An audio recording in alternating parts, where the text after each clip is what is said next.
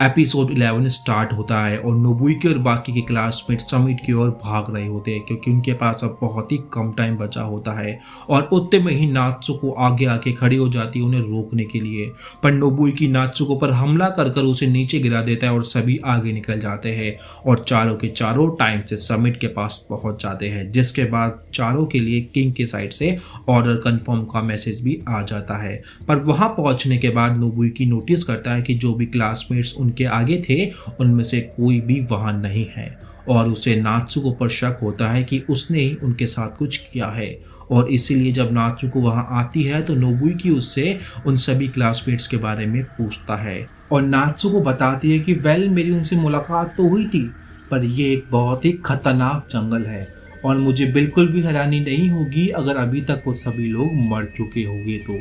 क्योंकि एक्चुअल में नात्सुको ने ही उन सभी को मारा था। और वो बोलती है मैं तो एक्साइटेड हूँ ये जानने के लिए कि अब किंग का नेक्स्ट ऑर्डर क्या होने वाला है। और उतने में ही रियो एक बाटे से नोबुकी के सर पर हमला कर देता है, जिससे नोबुकी बेहोश हो जाता है क्योंकि किंग का नेक्स्ट ऑर्डर आया था कि उन्हें एक असली इंसानी गुड़िया बनानी है, इंसानों के असली हाथ पैर और सर से, जिसके लिए रियो अपने आप को सैक्रिफाइस करना चाहता था। पर नोबुकी उसे ये नहीं करने देता, इसलिए उसने उसे पहले बेहोश कर दिया।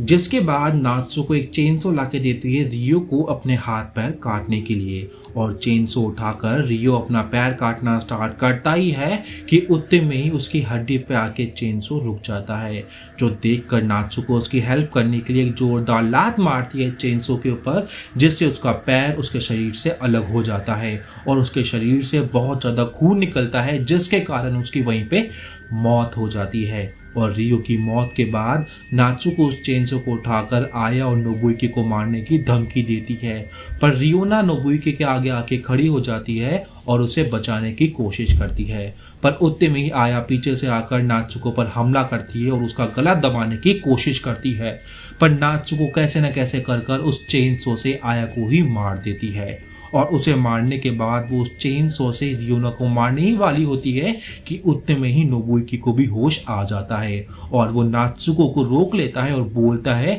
कि हमें इस खून खराबे की कोई ज़रूरत नहीं है, मुझे यकीन है ऐसा कोई ना कोई रास्ता होगा जिससे हम तीनों जिंदा सरवाइव कर पाए। पर नात्सुको को उसकी बातों में कोई इंटरेस्ट नहीं होता, पर उतने में ही उसे याद आता है कि जब वो उन दोनों को पार्क में लेने गई थी तो वो लोग कुछ बात कर रहे थे। तो नात्सुको नोबुकी से पूछती है कि तुम्हारे पास कोई प्लान है क्या इसको रोकने का, और नोबुकी उसे रिया की थ्योरी बताता है कि कैसे रिया को लगता था कि मरने वालों को जो टेक्स्ट मैसेज मिलते हैं उनमें शायद कोई क्लू छुपा है इस गेम को हमेशा के लिए खत्म करने का। जो सुनकर नात्सुको हैरान होती है क्योंकि वो भी पिछले गेम में उन सभी टेक्स्ट को इकट्ठा कर रही थी और तीनों जब अपने अपने टेक्स्ट को मिलाते हैं तो एक मैसेज पढ़ने लायक बनता है, जिसमें लिखा होता है कि किंग गेम को खत्म करने के लिए खेलने वाले सभी लोगों को अपनी जान देनी पड़ेगी और जब तक कोई एक बंदा भी जिंदा बचेगा तब तक ये गेम चलता रहेगा जब तक सभी इंसानों का खात्मा नहीं हो जाता।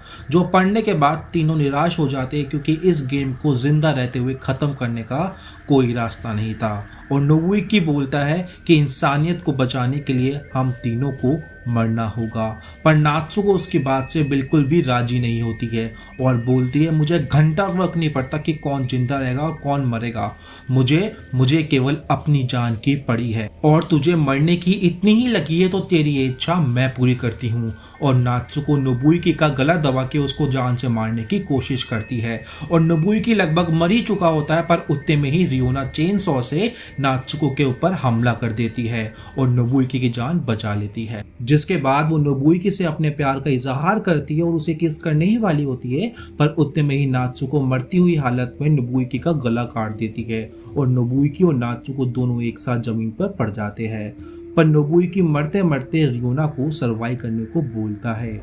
पर रियोना नोबुकी की मौत से बहुत ज़्यादा दुखी होती है और वो उसकी लाश को घसीटते हुए समुद्र के किनारे ले जाती है, जहाँ पे वो उसकी लाश से बातें करती है और उसको किस भी करती है। जिसके बाद वो उसकी लाश को उठा के समुद्र के बीचों बीच चले जाती है और ये एनीमे यहीं पे ख़त्म हो जाता है। तो दोस्तों अगर आपको वीडियो थोड़ा सा भी अच्छा लगा हो तो प्लीज़ आपसे रिक्वेस्ट रहेगी वीडियो को लाइक कर दीजिए और अगर आपसे इससे पहले का कोई भी एपिसोड छूट गया है तो आपको प्लेलिस्ट का लिंक डिस्क्रिप्शन बॉक्स में मिल जाएगा। और ऐसे और अमेजिंग वीडियोस के लिए जल्दी से चैनल को सब्सक्राइब कर लीजिए और बेल आइकन को भी दबा दीजिए, जिससे आपको मेरे वीडियोस का नोटिफिकेशन मिलता रहे।